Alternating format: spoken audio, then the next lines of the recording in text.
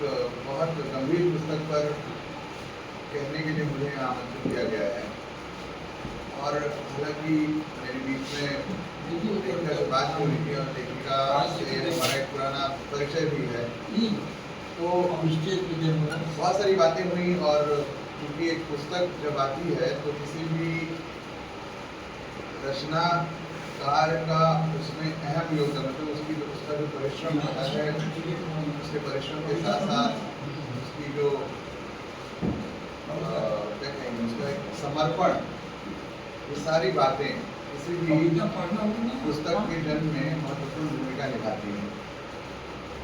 आज यह पुस्तक जो हमारे सामने है, आधुनिक हिंदी साहित्य में पारिस्थितिक चिंतन, तो इस पुस्तक की पीडीएफ जब मुझे मिली तो चूँकि काफ़ी मोटी किताब है और मोटी किताब की गंभीर और अर्थपूर्ण किताब पर मुझे पढ़ने के लिए मुश्किल से 10 दिन मिले होंगे। और इन 10 दिनों में जो भी मुझे समय मिलता रहा, या मैं ट्रेन में रहा या फिर लॉन्च में रहा, जो मेरे निरंतर के रोज के यातायात का मार्ग है ऑफिस से घर का, तो उसमें जो भी मुझे समय मिला, जब भी समय मिला घर पर भी मैंने इसे पढ़ने की कोशिश की।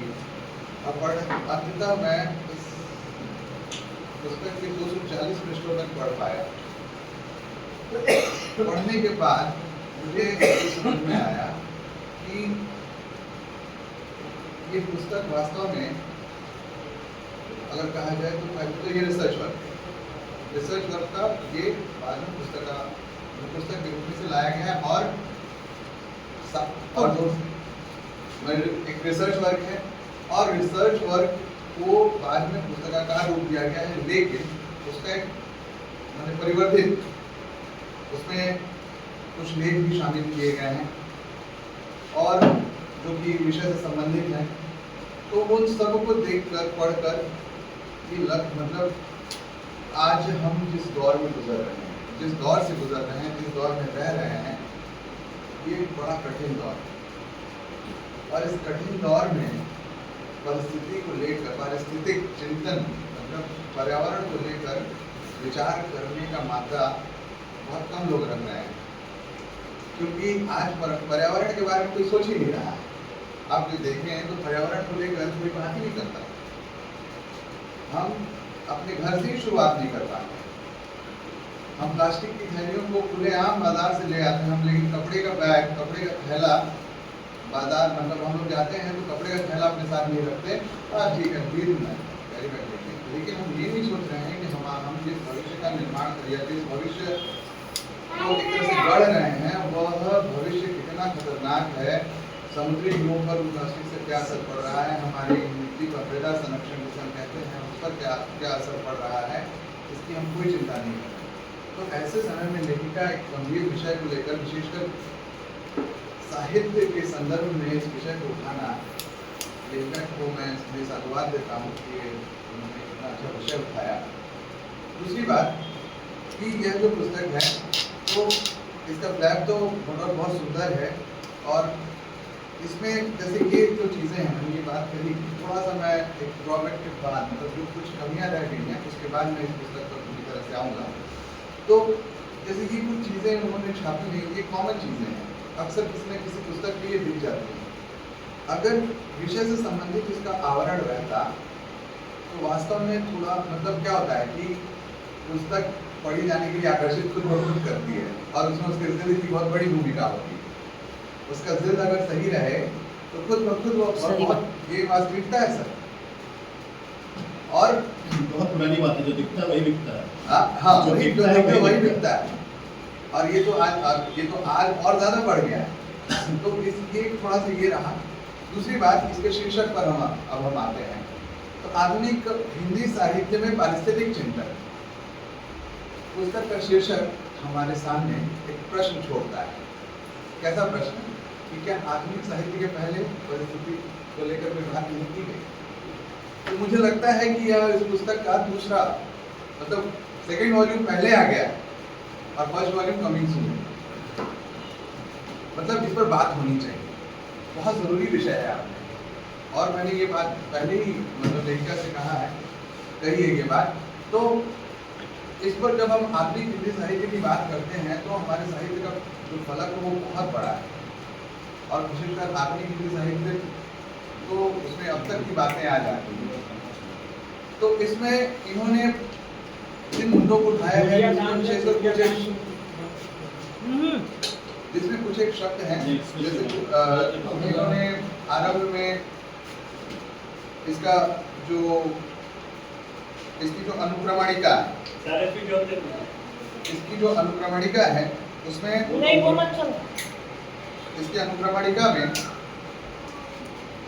पारिस्थितिक चिंतन की अवधारणा, विकास और साहित्य से संबंध, आधुनिक हिंदी कविताओं में पारिस्थितिक चिंतन, आधुनिक हिंदी उपन्यासों में पारिस्थितिक चिंतन, आधुनिक हिंदी गद्य विधाओं में पारिस्थितिक चिंतन, आधुनिक हिंदी कहानियों में पारिस्थितिक चिंतन, पर्यावरणीय चुनौतियां और भविष्योन्मुखी दृष्टि, और अंत में संदर्भ ग्रंथ सूची।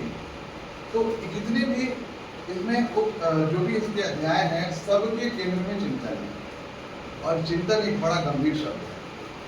बिना चिंतन के कोई काम हो ही नहीं सकता, बिना चिंतन के कोई भी निर्णय लिया ही नहीं जा सकता।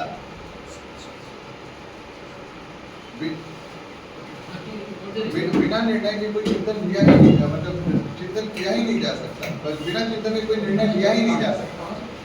चाहे वो घर हो, चाहे वो परिवार हो, या फिर कोई भी अपनी जिंदगी जीने के दौरान हम जो कुछ भी देखते हैं,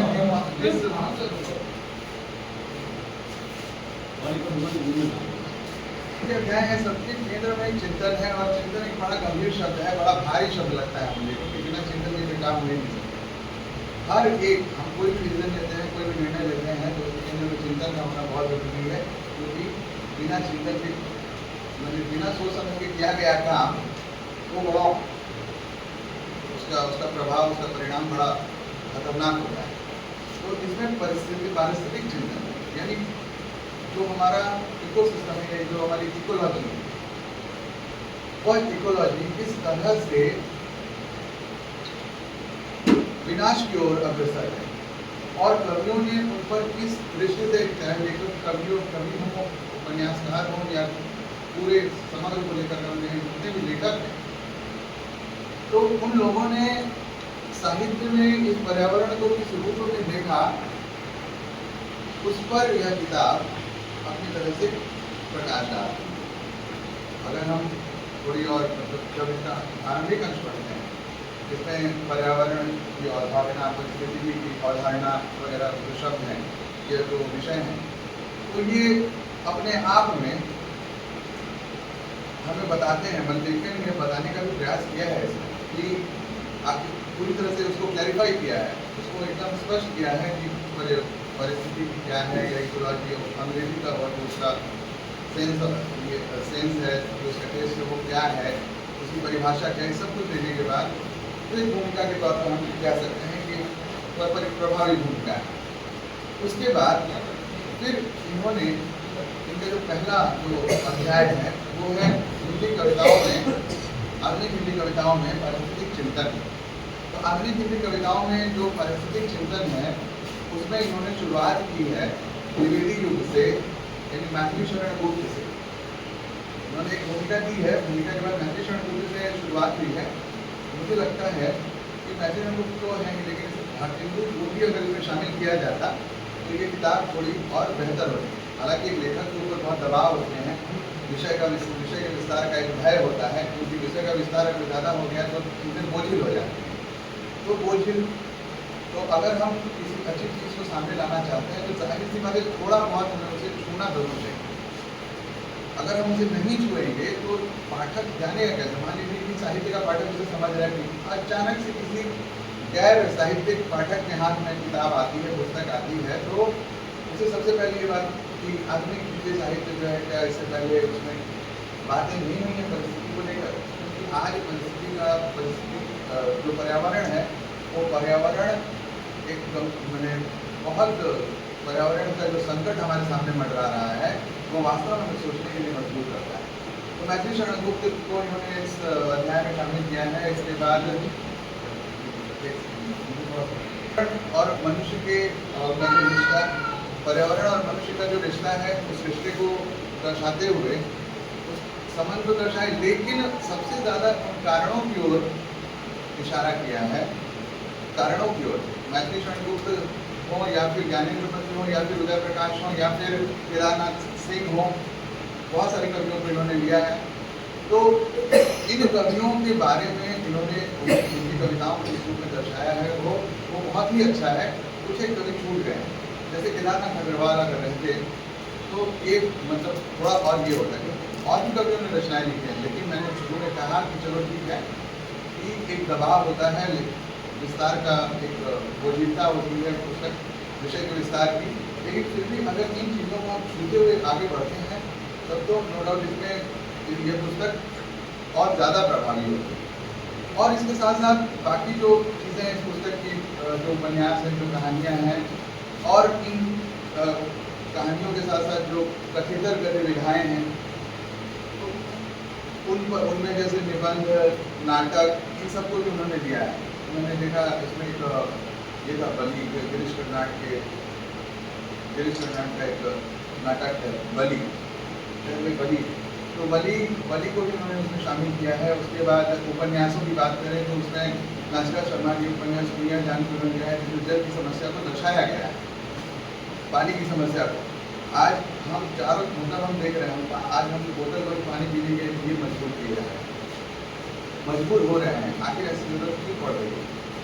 आखिर हम आखिर ये संकट हमारे सामने क्यों आ रहा है? तो कहीं ना कहीं अगर देखा जाए तो इसके केंद्र मनुष्य ही है। और हिंदी साहित्य की जहाँ तक बात है तो हिंदी साहित्य के कवियों ने, एक कवि का जो काम होता है भविष्य को दर्शाना, भविष्य की ओर संकेत करना और वर्तमान में जीते हुए भविष्य की ओर संकेत करना, एक कवि का सबसे प्रमुख कर्तव्यों में मैं मानता हूँ, ये मेरा व्यक्तिगत विचार है कि एक कवि वर्तमान में जीता है और अपने अतीत से ग्रहण करते हुए भविष्य में उसके पथ का निर्माण करता है, भविष्य को हमारे सामने लाने की कोशिश करता है। तो ये जितनी भी चीज़ें हमारे सामने मतलब इस पुस्तक में आई हैं, तो वो वास्तव में हमसे सोचवाती हैं, हमें सोचने के लिए विवश करती हैं। सारी चीज़ें हमारी आंखों के सामने हैं, सब कुछ हमारी आंखों के सामने हो रहा है, लेकिन हम उस पर उसे हम एकदम से इग्नोर करके, हम एकदम से दरकिनार करके आगे बढ़ जाते हैं।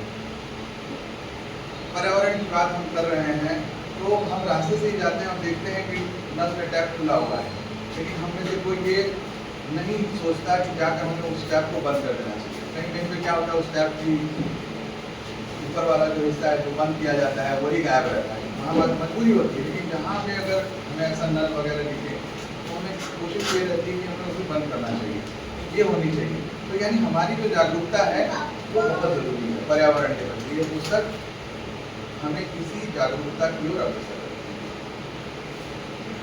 ये बहुत ही महत्वपूर्ण पुस्तक है।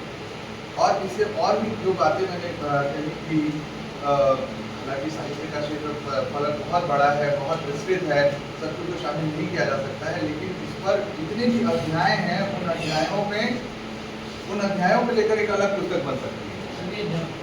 सारा संकेत इसमें है कि नहीं?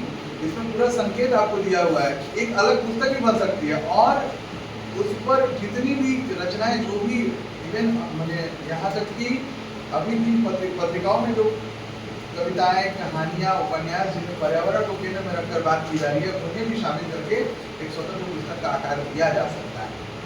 तो मैं लेखक से ये उम्मीद करता हूँ कि ये भविष्य में ऐसा जरूर करेंगी, भविष्य में ऐसा करने के लिए, और अगर कभी जरूरत पड़ी तो मैं भी उनकी मदद करूँगा, खुले हृदय से मैं उनकी मदद करूँगा। जहाँ जो चीज़ें प्राप्त हो सकती हैं मैं बता सकता हूँ, और कहाँ मिलेंगी प्राप्त होंगी वो, और उसके साथ साथ ऑनलाइन जो चीज़ें हैं कैसे प्राप्त होंगी वो भी मैं हेल्प करने के लिए तैयार हूँ। तो बशर्ते ये है कि मैं इस पुस्तक को जब पढ़ रहा था तो मैं सोच रहा था कि मेरे अंदर, हालांकि हमारी ज़िंदगी में अभी हम लोग बाहर बात कर रहे हैं कि अभी समय किसी के पास नहीं है, सब मोबाइल ने खींच लिया है, समय मोबाइल ने खींच लिया है सभी का। हम कहते हैं कि बहुत बिजी हैं, हम बहुत बिजी हैं, लेकिन वास्तव में देखें तो हमारा जो खाली समय है, जो हमारे सृजन का समय है, उस सृजन के समय को मोबाइल ने अपनी गिरफ्त में ले लिया। इसकी वजह से हमारा ध्यान सारी तमाम समस्याओं की तरफ से हटता जा रहा है। हम अगर फेसबुक खोलते हैं तो हमारे सामने वही अंडा अंडा मारो वाली संस्कृति हमारे सामने आ गई है। जब भी खोलो तो अमुक विधायक को इस तरह से, तो एक तरह से क्या है, यहाँ भी एक दिन क्या हुआ, मैं उदाहरण एक देना चाहता हूँ। एक दिन अंडा खरीदने गया, तो मैंने पूछा कि दीदी अंडा क्या कीमत हो रही है अंडों की, क्योंकि अभी तो अंडे थोड़ा ज़्यादा डिमांड में है। मैं कि ज़्यादा नहीं बढ़े हैं, 8 रुपये हुए हैं। तो मैं कि अच्छे वाले, तो है कि हाँ, और कि साढ़े वाले अंडे, तो है कि वो भी 8 रुपये हैं, उनकी कीमत भी 8 रुपये हो गई। उनकी कीमत भी 8 रुपये हो गई। क्यों? साढ़े अंडे कौन खा रहा है? मैं तो जानता हूँ, लेकिन मैं जानना चाहता था कि एक साधारण आदमी इस दृश्य को कैसे देख रहा है। एक साधारण आदमी इस दृश्य को, क्योंकि हमारे सामने दूसरा कोई मुद्दा नहीं रखा जा रहा है। हमारे सामने मुद्दे रहेंगे तब ना हम उन पर बात करेंगे। हमें क्या कर दिया, हमें एक ऐसी जगह पर केंद्रित कर दिया जा रहा है जहाँ से हमारी सोच आगे हम सोच ही नहीं सकते। किसी के मुंह पर सिर्फ राजनीतिक बातें होती हैं, लेकिन पर्यावरण को लेकर किसी की बात नहीं होती। कोई अनुपम मिश्र के बारे में बात नहीं करता सुनाई देता। अनुपम मिश्र के बारे में कोई बात नहीं करता, नहीं कि कोई अगले के बारे में बात करता है, न ही भले ही एक साहित्य की बातें हैं। चलिए हम मानते हैं साहित्य से सबका संबंध नहीं है, लेकिन जो लोग किसी भी क्षेत्र में हैं, पर्यावरण के प्रति तो जागरूक हैं। हमें इन कहानियों, उपन्यासों, कविताओं सबको पढ़ना है, लेकिन इनसे बाहर जो हमें सोचने के लिए विवश कर रहे हैं, हमें वो चीज़ अपनी जिंदगी में उतारनी है। हम सिर्फ लिख कर संतुष्ट नहीं हो सकते, लिख कर संतुष्ट नहीं होया जा सकता है। मैं तो ये मानता हूँ, क्योंकि मैं एक दिन आगे का एक लेख पढ़ रहा था, मैं क्यों लिखता हूँ। तो लिखने के वहाँ पर तो मुझे समझ में आया कि लिखने का दो परिप्रेक्ष्य होते हैं, दो पक्ष होते हैं। एक होता है एक आदमी अपनी ड्यूटी समझकर लिखता है, और एक आदमी जो होता है उस पर निरंतर दबाव बना रहता है। मतलब कि जब तक जो है मनुष्य को संतुष्टि नहीं मिल जाती, एक रचना जब तक जन्म नहीं ले लेती, तब तक वह लिखता रहता है। और एक क्या होता है, मुझे बस लिखना है, लिख कर छपना है, ये एक उद्देश्य होता है। तो लिख कर छपना वाला उद्देश्य नहीं होना चाहिए, वो कभी होना ही नहीं चाहिए। मेरा व्यक्तिगत विचार भी है कि हम सिर्फ छपाई के मामले में रहेंगे तो हम शायद इस समाज का, जो कि साहित्य का सबसे बड़ा उद्देश्य है, साहित्य का उद्देश्य समाज के निर्माण के साथ साथ, समाज के कल्याण के साथ साथ सबका हित, जो कहते हैं राजा कृष्ण द्विवेदी जी ने कहा, अगर मुझे जहाँ तक याद आ रहा है कि साहित्य सबका हित करता है। तो सबका हित कर जो लेकर चल रहा है, तो उसे अपने जीवन में उतारना होगा। उसे हम बस पढ़ कर छोड़ दिए तो नहीं। जिस तरह से पढ़ाई के दो पहलू होते हैं, उसी तरह से इस जीवन भी एक तरह की शिक्षा है, या जीवन हर क्षण हमें सिखाता है। तो हमें उस प्रत्येक क्षण से सीखना चाहिए। हर वो चीज जिसे हम अपने बच्चों तक को नहीं सिखाते हैं। लेज जो पैकेट खाते हैं लोग, हम क्या करते हैं, बेझिझक उसे गंगा से अगर हम पार करें तो गंगा नदी में फेंक दे रहे हैं, या फिर मिट्टी में फेंक दे रहे हैं। लेकिन हम ये नहीं सोच, हम अपने बच्चों को ये नहीं सिखा पा रहे हैं कि जो तुमने खाया उसे डस्टबिन में डालो, बाद में जब वो गाड़ी आएगी उसमें डालिए, वो फिर गाड़ी लेके जाएगी। ये हम नहीं सिखा रहे। हम क्या कर रहे हैं, हम दूसरे को ज्ञान दे रहे हैं, लेकिन खुद उस ज्ञान का अनुगमन नहीं कर रहे हैं। तो ऐसा करने से नहीं, ये पुस्तक हमें इस ओर भी इशारा करवाती है। विभिन्न रचनाओं के माध्यम से, विभिन्न उपन्यासों के माध्यम से, विभिन्न कथेतर गतिविधियों के माध्यम से हमारे सामने ये रास्ता खोलती है। और एक बात कि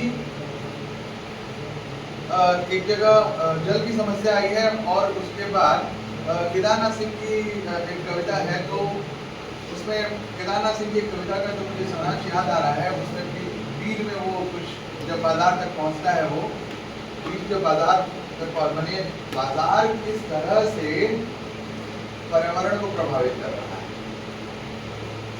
मैंने अभी लेस की बात कही, बाजार किस तरह से पर्यावरण को प्रभावित कर रहा है। उपभोक्ता वाली संस्कृति जो हमारी है, वह किस तरह से हमें बरगला रही है, इस पर भी पुस्तक ध्यान आकर्षित करती है।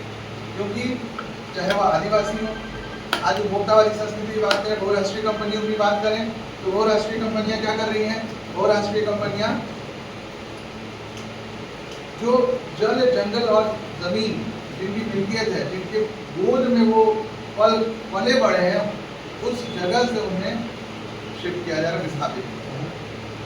ये भी पर्यावरण का एक तरह से दोहन है। ज्यादा से ज्यादा हम पेड़ों की कटाई कर रहे हैं और कंक्रीट के जंगल उगा रहे हैं। साहित्य में हमें हर बार इस तरफ दिखाता है, लेकिन हम कितना देख रहे हैं? हम सिर्फ इस बंद कमरे में सेमिनार करने से पर 4 लोग बैठे हुए हैं, 5 लोग बैठे हैं, 10 लोग बैठे हैं, 20 लोग, 50 लोग बैठे हुए हैं, हम बस बात कर लिए और उसके बाद उस कमरे से निकल कर सब कुछ भूल गए, फिर अपनी जिंदगी में शामिल हो गए। तो ऐसे करने से काम चलने वाला नहीं है। ऐसा तभी संभव हो सकता है जब हम उसे सीखेंगे, जब हम दूसरों को सिखाने का मादा रखेंगे अपने भीतर। मैडम ने किताब लिखी, क्या इनका उद्देश्य क्या रहा कि मेरी इस किताब को पढ़े कम से कम बच्चों में ये चेतना जगेगी कि हमें किस तरह से अपने पर्यावरण के प्रति सजग होने की आवश्यकता है। लेकिन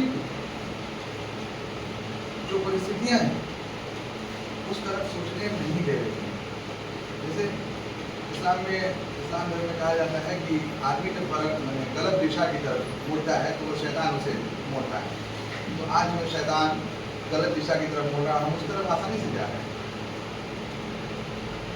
हम उस तरफ आसानी से जा रहे हैं, हम ना चाहते हुए भी हम जान कर जा रहे हैं। हम जानते हैं कि इसका परिणाम क्या होगा, लेकिन उसके बावजूद भी हम गलत दिशा को चुन रहे हैं। और शायद यही परिणाम है कि आज हमारी जो परिस्थिति है वह सबसे ज्यादा प्रभावित है। पहले हम खिड़की पर, कुछ घरों में भी शायद होता हो, पहले हम खिड़कियों पर पानी रख दिया करते थे गर्मी के दिनों में, ताकि चिड़िया आएगी, प्यासी होगी, चिड़िया आकर खिड़की पर बैठेगी, उसकी प्यास मिटाएगी, तो आपकी प्यास मिटाएगी वापस चली जाएगी। तो ये संवेदना थी, लेकिन वो संवेदना आज खत्म हो रही है। उपभोक्तावादी संस्कृति ने, फ्लैट कल्चर ने हमारी उस संवेदना का कत्ल कर दिया है, उस संवेदना का गला घोट दिया। बाजार की जो मैंने बात की, तो बाजार और उपभोक्तावादी संस्कृति का बड़ा गहरा संबंध है। हर तरफ बाजार है। एक जगह पर पुस्तक में मैडम ने ज्ञानेंद्र का एक लेख है, बाजार दर्शन, उसका एक हिस्सा उन्होंने कोट किया है, बाजार दर्शन का। तो बाजार एक ऐसी चीज है जहाँ आप खाली मन जाइएगा तो वो आपको क्या करेगा? नोच लेगा। आप भरे मन से जाइए, उसके सामने अपने आप को खाली नहीं दिखाना है। आप जहाँ खाली दिखे वो आप पर हमला करेगा, और जब आप पर हमला करेगा तब आप संभल नहीं पाएंगे।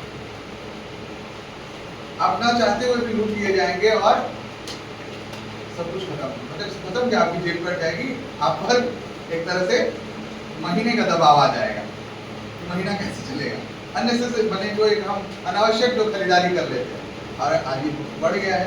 अमेज़न और फ्लिपकार्ट जैसे जो चीजें आ रही है उस पर भी, मतलब देखिए बाजार किस तरह से पर्यावरण को भी अपनी गिरफ्त में लिया, उस पर उपले बिक रहे हैं।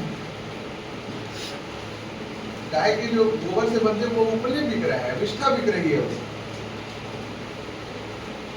तो बताइए किस तरह से इस बाजार में पर्यावरण को भी अपने केंद्र, एक छोटा सा पौधा खरीदने, पौधे तक मिल रहे हैं, पौधे उगाने वाले गमले तक मिल रहे हैं, सब कुछ मिल रहा है, लेकिन मिट्टी कोई नहीं छोड़ रहा है। मिट्टी कोई नहीं छोड़ रहा है। गमले का की संस्कृति हमारे सामने रखी जा रही है, लेकिन हम खुला एक मैदान नहीं रख रहे हैं। हम खुला मैदान, बच्चों के खेलने की जगह नहीं है। बच्चे कहाँ खेलेंगे? बच्चे आज इंडोर गेम की वजह से बच्चों की सेहत खराब हो रही है। बच्चों की यहाँ की मेरी खुद बेटी, छोटी बेटी जो 8 साल है, उसकी आंखों में एक बाई आंख में -9 पावर है और राइट आई में -8 पावर है, -8 पावर है दाहिनी आंख। और बचपन से उसे एक प्रॉब्लम थी आंख में, मैं समझ नहीं पाया, लेकिन वो बढ़ गया। जैसे बड़ी होती है मोबाइल, आदमी को क्या करना है? अभी हम क्या करते हैं कि हमें बहुत शांति चाहिए, तो बच्चे उपद्रव करते हैं, बच्चे परेशान करते हैं, तो बच्चों को अभी शांत कराने का सिर्फ एक ही मात्र उपाय है, साधन नहीं बोलूँगा, साधन है मोबाइल। तो दे दीजिए बच्चा साइड, माँ अपना व्यस्त, पिताजी अपने व्यस्त, एक ही कमरे में बैठे हुए हैं लेकिन कोई किसी से बात नहीं करता। तो ये जो संस्कृति हमारे सामने पैदा हो गई, तो इस संस्कृति के प्रति भी यह पुस्तक हमें सचेत करती है। लेखा ने इन चीज़ों को उठाया, वास्तव में गंभीर है सारे विषय। मेरा बस यही कहना है कि विषय सारे गंभीर हैं, लेकिन हमें उनको सोचना हो। हम बिना सोचे उनसे, हम सिर्फ पढ़कर अपने कर्तव्य की इतिश्री नहीं समझ सकते। हम पढ़ रहे हैं तो उसे जिंदगी में उतारना हो। जब तक हम उसे अपने जिंदगी में नहीं उतारेंगे, तब तक हम किसी भी चीज को मैंने अब इस चिंतन को यहाँ पे केंद्र में रखा गया है, चाहे वो पारिस्थितिकी हो या फिर बाजार हो या फिर और भी जो समस्याएं हैं हमारे घर की, उसका समाधान हम नहीं करते। पर्यावरण भी हमारा एक घर है, हमें उस पर देखना होगा। जब घर का कोई अंग क्षतिग्रस्त होता है, घर का कोई हिस्सा प्लास्टर घर के घटने लगता है, हम पर चिंतित हो जाते हैं, अगर प्लास्टर घर रहा है वहाँ पे, तो हम उसके लिए तत्पर होते हैं। तो अगर हम इस पर्यावरण को भी घर समझें और उसका कोई, आज ओजोन लेयर जो है, आज गर्मी बेतहाशा गर्मी है, आज की गर्मी ज़्यादा ही लग रही है, पसीना नहीं सूख रहा है, तो आज के लिए जो गर्मी में जो इजाफा हुआ है, जो वृद्धि हुई, ये हमारे कारण नहीं हो रहा है। समुद्र जो ग्लेशियर्स हैं, हिमनद गल रहे हैं, हिमनद गल कर समुद्रों का जल, समुद्र का जल स्तर बढ़ता जा रहा है। इतनी एक गंभीर संकट हमारे सामने, और इस संकट के प्रति हमें सचेत होना होगा, क्योंकि बिना सचेत हुए हम इस अपनी परिस्थिति की रक्षा नहीं कर सकते। तो यह पुस्तक पारिस्थितिक आधुनिक हिंदी साहित्य पारिस्थितिक चिंतन हमें यही इसी ओर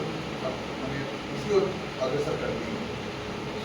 सिर्फ सोचने के लिए नहीं कहती, हमें कहती है आप जो पढ़ रहे हैं, जो देख रहे हैं, जो सुन रहे हैं, जो समझ रहे हैं, तो विचार कीजिए, चिंतन कीजिए। इसका केंद्रीय जो शब्द मैंने पकड़ा है वो चिंतन ही। बिना चिंतन हम अपने परिवेश की रक्षा नहीं कर सकते। दूसरी बात कि दूसरी और अंतिम बात मैं कहूँगा कि इस पुस्तक का, यह जो पुस्तक है, इस पुस्तक को एक रिक्वेस्ट के साथ मैं पुनः दोहराना चाह रहा हूँ। मैडम आप इस पर प्लीज इसके आरंभिक हिंदी साहित्य है, उस पर भी आप बात करें, और जो कवि इसमें छूट गए हैं उन पर भी आप ध्यान दें। इसमें छायावादी कवियों में पंथ को तो लाना ही होगा, मैंने नहीं है, इसमें सिर्फ एक ही कवि है, तो उन कवियों को भी शामिल किया, क्योंकि को प्रकृति का सुकुमार कवि कहा जाता है। आप ये चीज़ें जो कमी रह रही हैं, इन चीज़ों को आप पूरी तरह से पूरा करने के लिए से अगला संस्करण, परिवर्तित संस्करण जो है, तो उसमें आप कोशिश कीजिए कि इसमें कुछ बातें शामिल हों। तो इससे क्या होगा कि वो किताब जो एक अधूरी सी लग रही है वो पूरी हो जाएगी। और जहाँ तक अब क्योंकि एक लंबा विषय है, तो बाकी मैं पूरे अंश को नहीं पढ़ पाया, लेकिन जहाँ तक मेरी नज़र गई उसी आधार पर मैंने अपनी सारी बातें कही। तो मुख्य रूप से मुझे जो नज़र आया कि आज पर्यावरण को अगर बचाना है, पर्यावरण को बचाने के लिए सबसे पहले खुद सचेत होना होगा। जब तक हम सचेत नहीं होंगे तब तक हम पर बाहरी हमले होते रहेंगे। और बाहरी हमलों करने का तात्पर्य यह है कि जो बहुराष्ट्रीय कंपनियों का हमला है, जो बाजार का, बहुराष्ट्रीय कंपनियां उसी बाजार का हिस्सा है।